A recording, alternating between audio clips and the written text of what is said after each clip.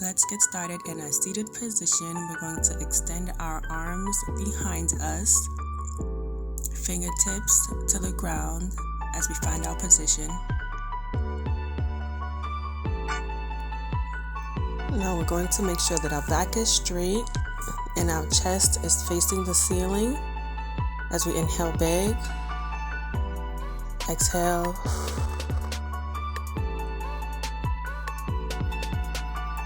Now slowly raise your toes off the ground, parallel to the floor.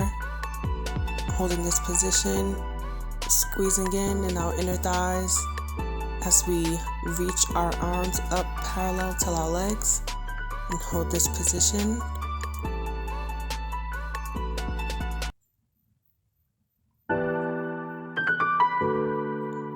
And if you're even comfortable in challenging yourself, you could even raise your legs even higher towards the ceiling.